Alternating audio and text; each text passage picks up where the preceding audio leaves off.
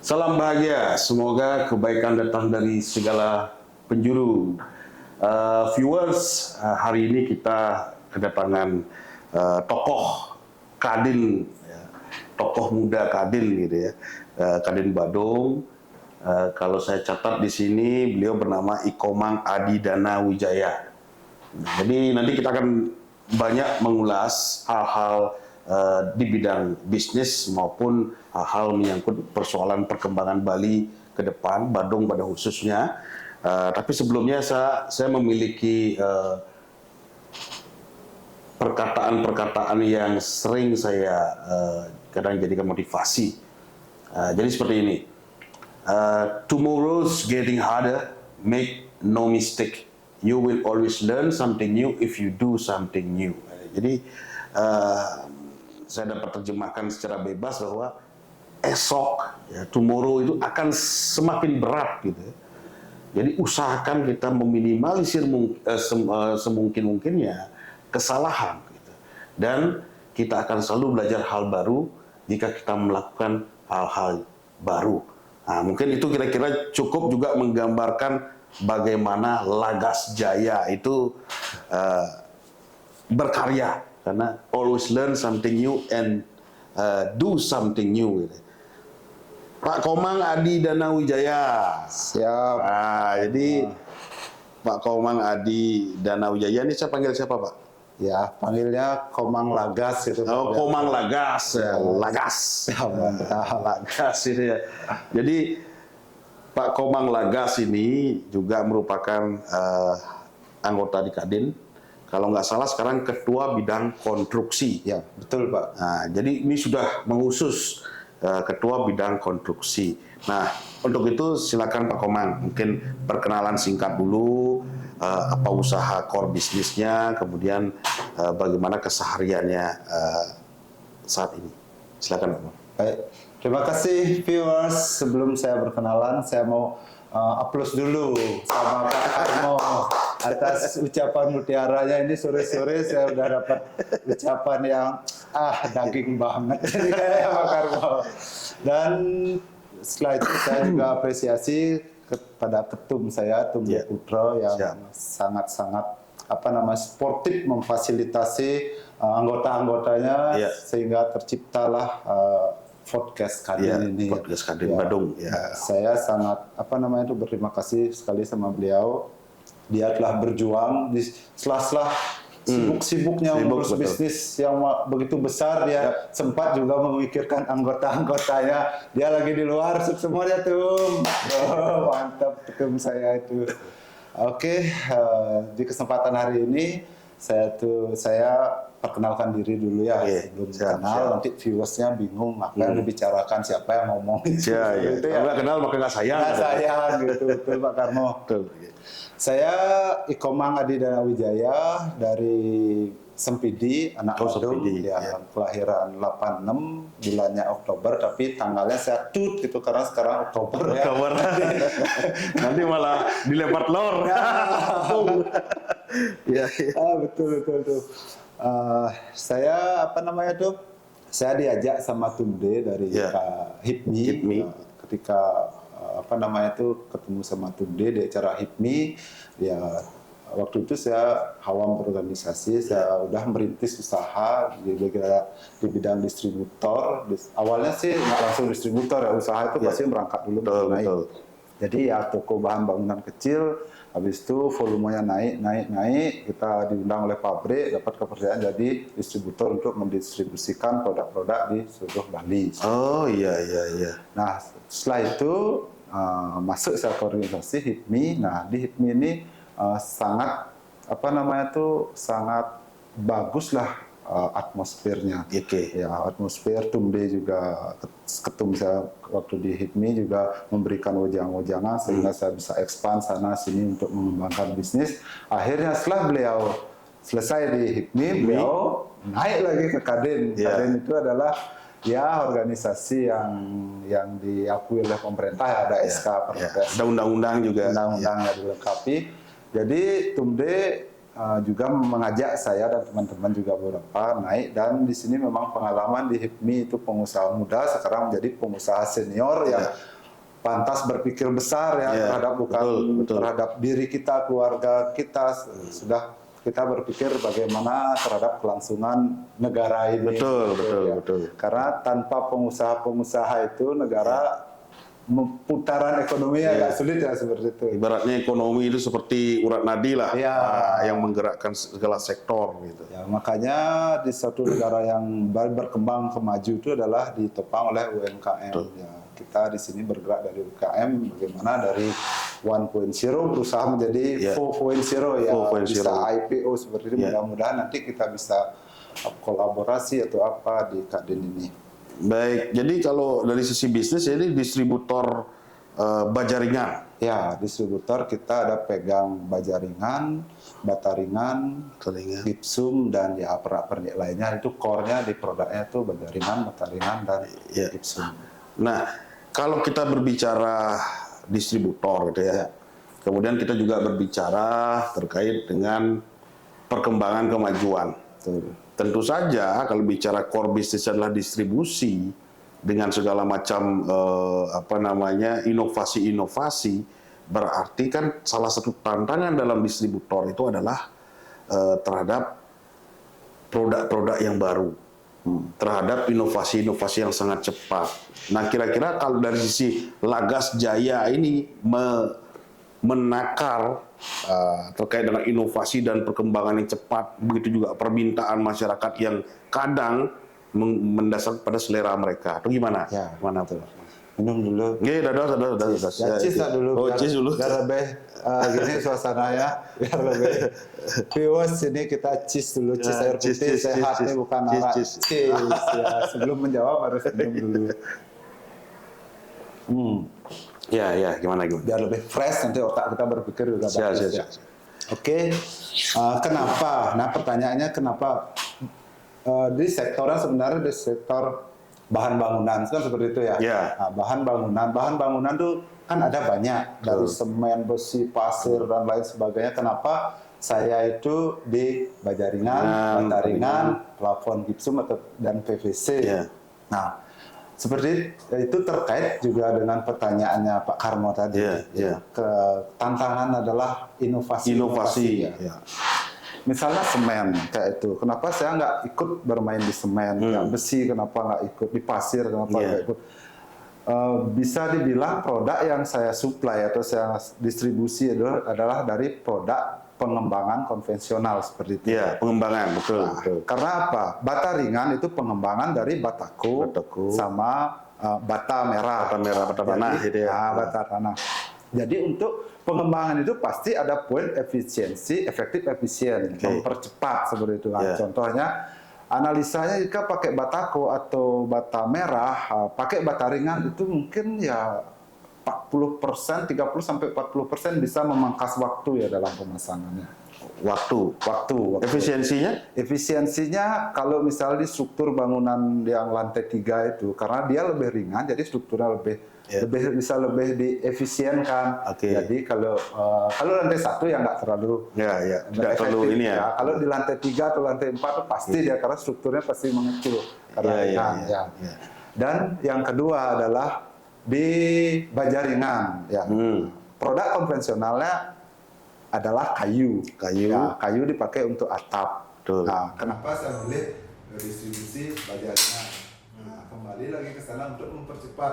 Tahu kan dulu masang kap baja itu bisa sampai 3 minggu sampai 4 minggu itu untuk masang kap kayu, kap kayu. Karena berat, nyetel dulu di bawah naik. Nah, dengan kemajuan teknologi datanglah baja ringan yang biasa diselesaikan 3 minggu, sekarang diselesaikan dalam 3 hari. Jadi kita ketika waktu dipercepat, efisien pasti dapat kayak gitu. Kalau kita membangun satu, tapi kalau kita membangun kayak Beario yang perumahannya itu bisa ratusan, pasti dia akan memangkas biaya. Kayak plafon, ceiling dulu yang dulunya tuh pakai triplek. Triplek itu kalau hujan kena air bisa bisa remuk, makan Remuk, rayap ya itu.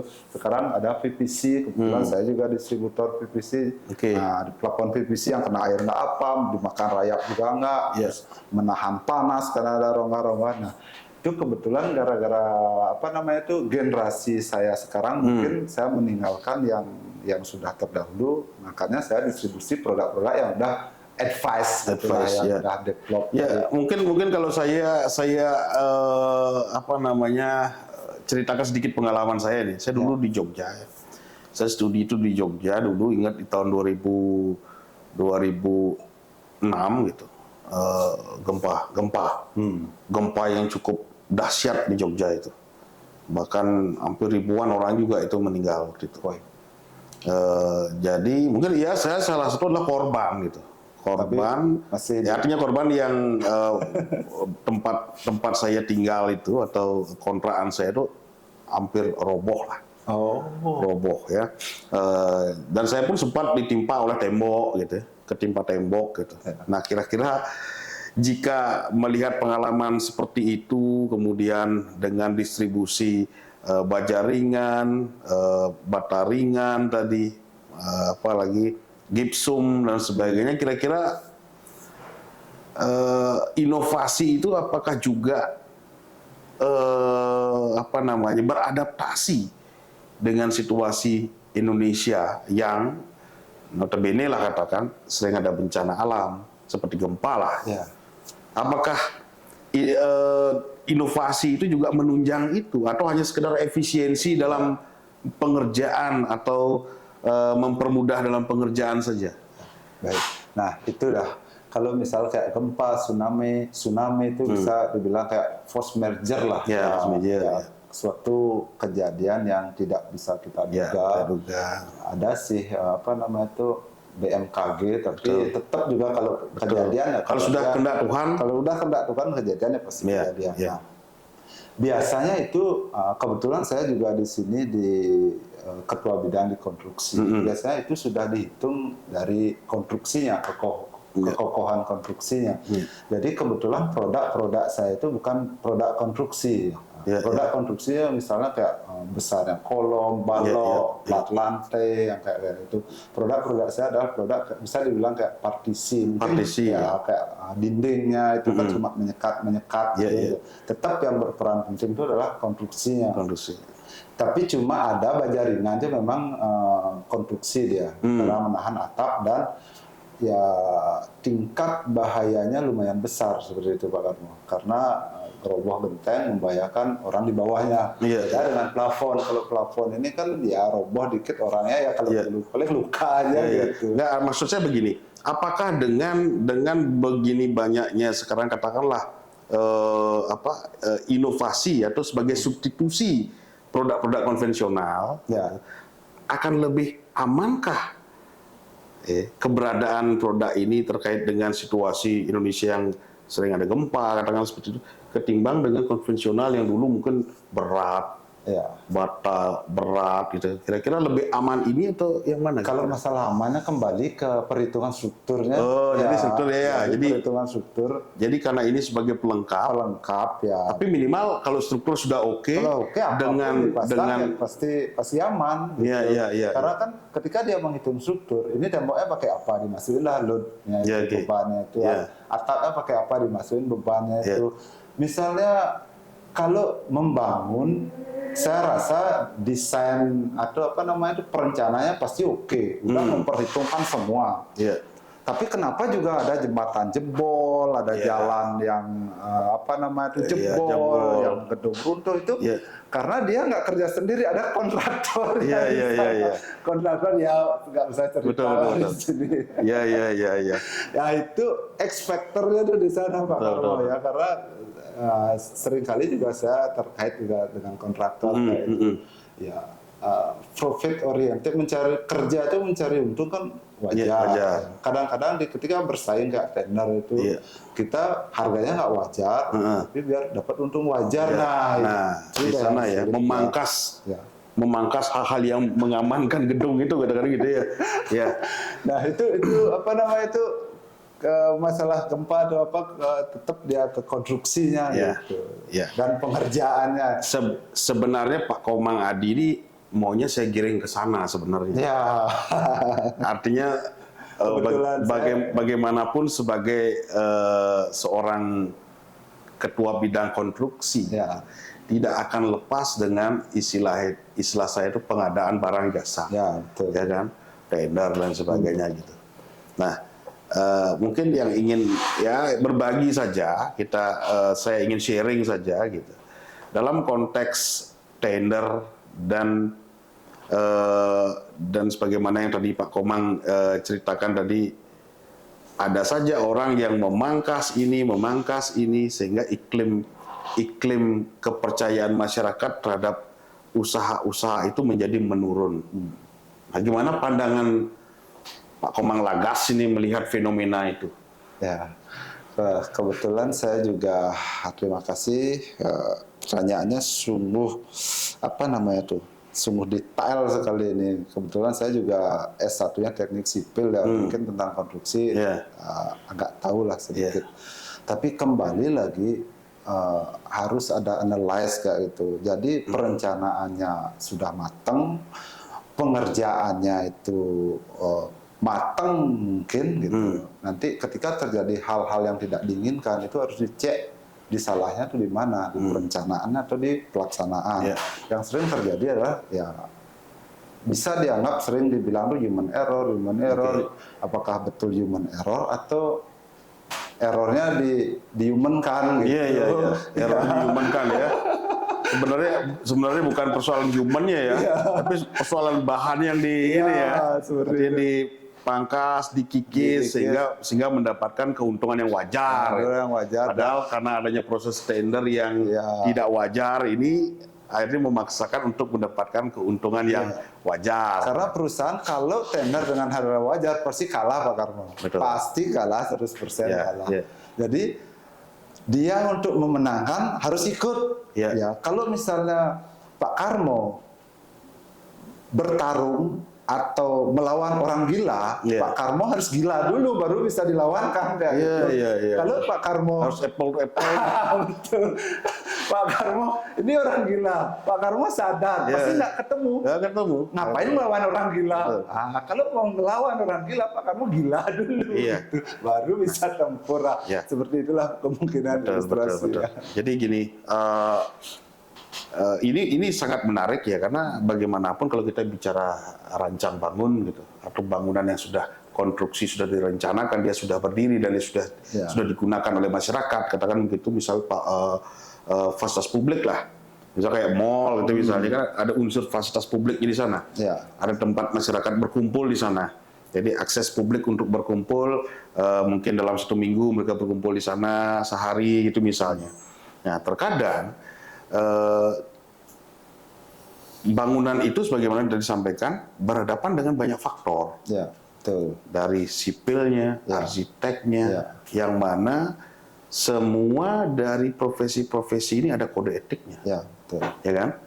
Ada majelis dan pengawasnya, dan ada undang-undangnya sendiri yang mengatur misalnya terkait dengan bangunan. Ya, jika terjadi sesuatu terhadap bangunan ini, siapa yang akan dicari?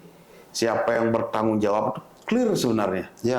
Betul. Ya, kalau bicara bangunan konstruksi, udah sipilnya di masalahnya. Kemudian kalau ada bahan dan sebagainya, wah ini ada sesuatu nih.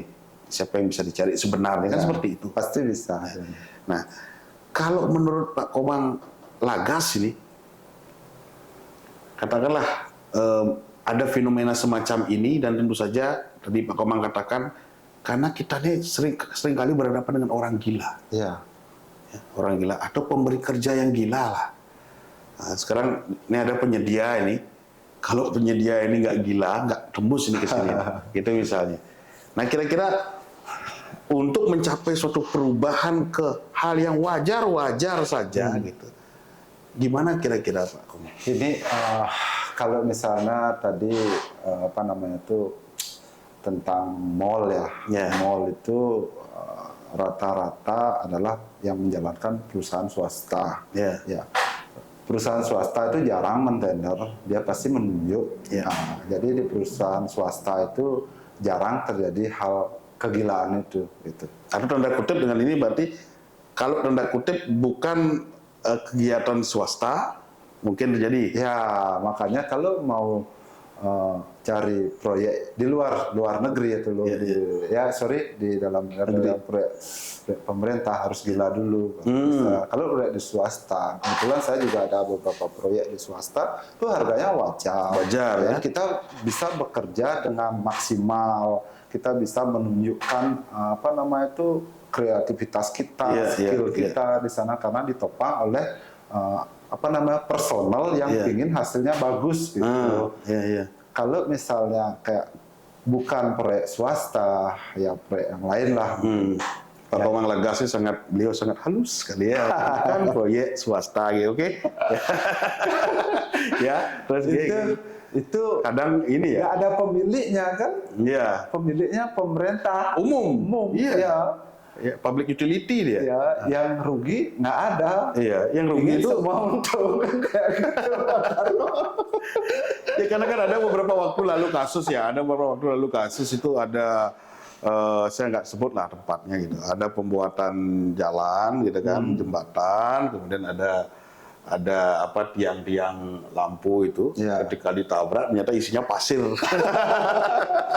Itu saya khawatir malah itu syukur hanya tiang listriknya saja tiang lampu pajang ini ditabrak isi pasir. Jangan-jangan pikir juga nih beton pondasinya apa pasir isi semen. Nah, kadang begitu ya. Kadang kita berhadapan pada fenomena itu, tetapi kadang untuk menciptakan iklim perputaran ekonomi, perputaran ekonomi kita ini kadang dihadapkan pada situasi yang tidak wajar ini. Ini pasti dilema juga dari para pengusaha karena pengusaha selain dia harus menghidupi keluarganya, dia harus menghidupi keluarga-keluarga dari pegawai-pegawainya. Kan. Jika katakanlah sebulan saja tidak ada proyek, udah gimana itu? Gimana ini? Bukan nasib dia, nasib karyawannya. Nasib karyawan bisa aja makan nasib karyawan seperti apa kan begitu. Nah ini menandakan bahwa kalau kita bicara ke dalam konstitusi kita ya, konstitusi undang-undang dasar itu ya, bahwa perekonomian kita ini kan terbangun atas demokrasi ekonomi. Jadi demokrasi ekonomi itu sudah pasti melibatkan siapa? Negara, sudah pasti. Koperasi kan begitu. Peran swasta gitu. Nah terkadang dalam konteks konstelasi politik gitu, dalam konstelasi politik pengusaha sendiri juga bersaing dengan pemerintah atau negara gitu. Karena apa? Dalam tipologi negara modern saat ini, nah ini saya mungkin kasih pemikiran saya sedikit. Dalam tipologi negara modern saat ini, government itu tidak hanya as a regulator, dia tidak hanya sebagai pengatur, pembuat aturan saja, dia support, tidak sebagai as a jury, sebagai juri penengah saja. Dia juga sebagai provider, sebagai penyedia. Dan terakhir nih sebagai as a entrepreneur, dia juga sebagai pengusaha. Nah jangan sampai ketika government as entrepreneur gitu, government ini juga mengambil celah-celah kecil yang mana juga sebenarnya celah-celah ini dikompetisikan oleh UMKM gitu. Sehingga ketika terjadi kompetisi semacam ini pasti UMKM kalah. Pasti. Dan kalau tanda kutip lagi ketika ada tender, nah pasti siapa ngasih harga paling murah dengan kualitas yang bagus. Ya artinya mau tidak mau ya gali lubang tutup lubang, akhirnya ya mengusahakan gimana supaya ada proyek dulu. Kan begitu jadinya, Pak. Betul. Nah, kira-kira gimana tuh? Kira-kira gimana memotong dari perbicaraan Pak Karmo ini, saya pingin sebenarnya bercerita sedikit tentang pengalaman saya juga terhadap kita berkompetisi dengan pemerintah juga. Omongan yang umum-umumnya Pak, nggak perlu usul khusus pemerintah mana, nggak perlu umum-umum saja. Tapi nggak apa-apa ya. Nggak apa-apa. Artinya ini aja pengalaman itu kan menjadi hal yang sangat Ya mungkin orang ini bagian dari literasi, bagian kita untuk memberikan edukasi. Jadi Ya, sepanjang tidak menyentuh individu orang silakan, nggak masalah. Oke, Kak. Baik, terima kasih. Ini juga sangat menarik sekali, bahannya bagus sekali Pak Karmo mengayomi. Bukan bermaksud saya menggiring loh. Ya, Nah, ya ini mengayomi saya, sehingga saya bisa curhat. Baik, ini ada gini Pak, apa namanya itu sekarang di seperti yang Bapak bilang itu di negara Konoha ini kita bilang ada yang bisa kita bilang kontraktornya dari pemerintah dan dari swasta. Dia harus bersaing kan. Ya, pemerintah melawan swasta kan ya, kayak kelas berat melawan kelas ringan seperti itu. Jadi sebenarnya kan pemerintah membentuk kayak asosiasi seperti Kadin lah, kan maunya upgrade UMKM atau pengusaha biar bisa naik. Harusnya pemerintah itu mensupport usaha-usaha swasta biar ketika usaha swasta naik bagus perputaran ekonomi sejahtera, karyawan sejahtera, pajak dapat. Jadi kan tidak membuat suatu anak perusahaan yang menyaingi swasta, dia membunuh masyarakatnya sendiri. Ujung-ujungnya UMKM yang bekerja. Saya juga kayak di kayak di sini ada proyek di Bali yang ditunjuk BUMN yang bekerja.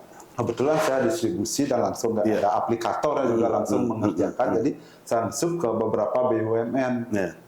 Ujung-ujungnya kita UMKM yang istilahnya menyelesaikan pekerjaan di sini. Dia cuma uangnya ke sana, habis itu share, nggak tahu kemana, habis itu yang menyelesaikan tetap UMKM.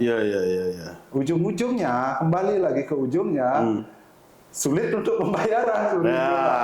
Kalau masalah lawan BUMN, aduh, saya tuh udah 2 tahun, tahun-tahunan sampai sekarang tuh kita nggak bisa apa. Dia selesai proyek, habis itu bubar timnya, dibilang regulasi baru atau peraturan baru harus ini harus itu. Habis itu selesai kita ngurus itu, mau cair regulasi baru lagi, kita harus mengikut. Dia sebenarnya kalau dia paham sebenarnya tentang peraturan, jadi dua belah pihak yang setuju terhadap perubahan itu, baru perubahan itu bisa dijalankan. Kita kan anggap bisa mensuplai kayak BUMN banyak sama mensuplai. Dia oke sama saya oke mensuplai. Jadi dua belah pihak mengadakan kerjasama. Ketika kita merubah, misalnya contoh pembayaran satu minggu atau maksimal 1 bulan. Udah oke nih, udah tanda tangan MOU, PO, order. Nah, ketika dia mau merubah untuk ngurus ke SKPDN yang dibayar 90 hari, ngurus ini, dia harus minta persetujuan kita dulu. Kalau dia paham, bukannya menggunakan kekuatan rezimnya di sana, menggunakan bahwa saya ini pemerintah, lu ini masyarakat. Masyarakat harus tunduk sama pemerintah. Harusnya seperti itu, menurut logika saya. Karena kita kesepakatan berdua. Kalau merubah kesepakatan disetujui oleh berdua. Mungkin Pak Karmo yang basicnya hukum mungkin tahu hal seperti itu, tapi sering sekali setelah terjadi barang kita udah terpasang, udah kita sulit untuk masa kita bongkar lagi, itu regulasinya berubah hampir tahun-tahun. Kalau kita nggak punya orang dalam tapi ada suntikan kayak gitu, lagi saya ngomong uangnya nggak keluar gitu. Jadi pemerintah itu, saya mohon maaf ini, pemerintah itu kebetulan emosi, pemerintah itu bukannya menyokong masyarakat untuk biar naik atau pengusaha biar naik, malah dia itu memangkas pengusaha biar tumbang dan untungnya entah siapa. Itu pertanyaan. Jadi malah emosi. Sabar. Jadi begini viewers. Jadi saya juga ingin berbagi pengalaman. Kebetulan saya dulu menulis disertasi. Jadi disertasi saya ini adalah pada prinsip intinya seperti ini. Bagaimana ketika government itu, pemerintah itu, as a entrepreneur, ketika dia menjadi seorang pengusaha. Nah, apa perbedaan pemerintah ketika dia memerintah dan pemerintah ketika dia sebagai pengusaha? Itu ada perbedaan yang sangat mendasar. Ketika dia sebagai pemerintah, dia itu superior, gitu. Orang yang diperintah itu inferior posisinya. Tapi ketika dia sebagai pengusaha, dia masuk ke ranah-ranah hukum privat, membuat perjanjian itu, yang terjadi adalah equal to each other. Posisinya imbang gitu loh. Imbang, iya. Itu Posisinya imbang. Jadi tidak bisa berperilaku lagi yang seperti yang tadi katakan menggunakan rezim dari hukum publik gitu. Ya kalau menggunakan hukum publik begini kan tidak ada equal to each other. Jadi posisi kalau perjanjian itu para pihak itu harus posisinya seimbang gitu. Sama. Nah, jadi kalau seandainya menggunakan konsep publik ini superior inferior ya, ketika nagih bayaran kamu ini Itu yang terjadi. bukan mitra namanya, bukan mitra ini. Ya mudah-mudahan segmen ini didengar oleh Pak pemerintah dari pemerintah juga artinya siapapun nanti yang artinya kita harus bisa memahami situasi ketika kita itu berada di ranah hukum publik atau kita berada di ranah hukum privat. Jadi sepanjang kalau pandangan kami dari sisi konteks akademis gitu ya, ketika pemerintah itu dia menjalankan posisi sebagai pengusaha, pemerintah ini pun dia akan harus tunduk dengan aturan hukum terkait dengan bisnis. Contoh monopoli, persaingan usaha tidak sehat. Kemudian terkait dengan katakanlah posisi kebebasan berkontrak, kemudian posisi business to equal to each other itu. Jadi itu juga harus dilakukan. Jadi nggak bisa menggunakan label pemerintah. Dalam konteks dia sebagai superior, dia pemegang kekuasaan. Iya, nggak bisa seperti itu. Nah, kalau ini terjadi terus, wah ambruk bangun struktur ekonomi kita. Karena pada hakikatnya memang pengusaha itu ya mereka memang tujuan cari untung. Ya, dan kesejahteraan. Iya, memberikan multiplier efeknya lapangan usaha kan seperti itu. Gitu. Jadi ya mudah-mudahan ke depan akan terjadi perubahan-perubahan yang mengarah ke lebih baik lah. Supaya tidak ada kemarahan dari Pak Komang Lagas aja. Tadi emosi Pak Komang Lagas. Berat sekali viewers. Iya. Oke, nanti suatu saat mungkin kita undang lah dari teman-teman ini dari dinas, dari mana, dari mungkin kalau bisa Pak Erick Thohir juga bisa kita undang, kita ngobrol banyak kan. Kadang dia tahu itu kan bagus-bagusnya doang. Ini proyek ini menyerap UMKM sekian. Dia nggak bahas UMKM-nya udah bayar, diserap aja. Dari perusahaan pembangunan kayak IKN menyerap ribuan UMKM dan dari misalnya di Kalimantan ada 1.000 UMKM. Habis itu setelah ada proyek ini ada 2.000 UMKM. Setelah itu selesai proyek ini 3.000 UMKM mati. Karena tidak terbayar. Ya mudah-mudahan terbayar ya. Mudah-mudahan terbayar. Begitu Pak Komang Lagas. Jadi prinsipnya mudah-mudahan ini juga bagian dari curhatan ya. Ini curhat sebenarnya. Ya curhat sebenarnya. Ya pada prinsipnya. Semoga nggak ada yang tersinggung. Nah, ada yang tersinggung. Ini kita berbicara hal-hal yang bersifat edukasi ya. Kita berbicara hal-hal yang secara akademis sudah dapat dipertanggungjawabkan. Gitu ya. Dan yang pasti saya rasa banyak juga viewers yang nanti menonton ini mungkin suatu saat menonton gitu ya, ini kan menjadi legacy ya, bahwa banyak juga pemuda-pemuda kitanya yang ingin meneruskan jejak-jejak dari Pak Komang Lagas. Amin. Anak muda kita lagas. Jadi begitu Pak Komang, jadi waktu kita ini sangatlah cepat. Kita tidak terasa waktu. Udah selesai ya? Ya nanti kita lanjut lagi. Nah kapan-kapan undang lagi. Iya. Baru satu undang-undang keluar. Baru satu undang-undang keluar ya. Kalau sampai ketiga atau semua undang-undangnya nanti ada dari pengadilan ke surat. Ya nanti akan segmen kita panjang. Harapan kita adalah sustainable, berkelanjutan terus. Jadi narasi-narasi seperti ini memang perlu untuk diungkapkan. Kemudian literasi juga banyak perlu dipahami juga oleh viewers kita. Semoga memberikan motivasi lah buat kita bersama. Begitu Pak Komang Lagas. Jadi segmen ini belum berakhir. Nanti kita lanjut lagi. Siap, siap ditunggu Ya, nih undangan dari Bapak Ya. Markop Top.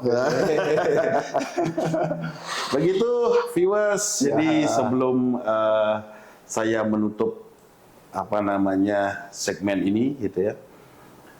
Jadi saya ada ungkapan lama sih ya, udah sering mungkin orang-orang sampaikan, pada prinsipnya adalah Cakep. Kirain sudah. berakit-rakit ke hulu, berenang-renang ke tepian. Cakep. Ya, bersakit-sakit dahulu, ya. Mudah-mudahan nanti bersenang-senang di kemudian hari. Oke, tepuk tangan. Baik. Mantap. Salam bahagia, semoga kebaikan datang dari segala penjuru. Suksema. Suksema. Salam lagas, salam Oh, lagas. Salam Oh, lagas. lagas. Mantap. Ciao.